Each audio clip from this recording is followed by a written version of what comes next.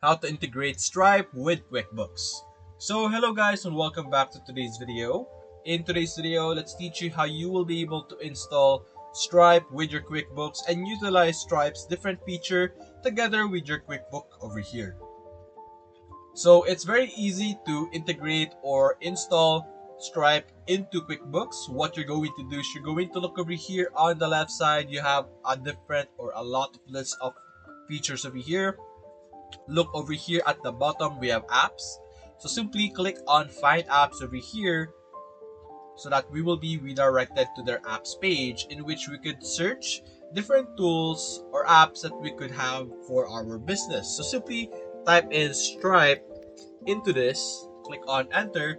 You will be able to see all tools that will allow us to have Stripe integrated with our QuickBooks. So as you can see here with our first one over here, we can actually see that Stripe is one of its supported platforms. So simply open the specific tool that you want to have and click on get app now, and you will then be able to utilize Stripe into your QuickBooks.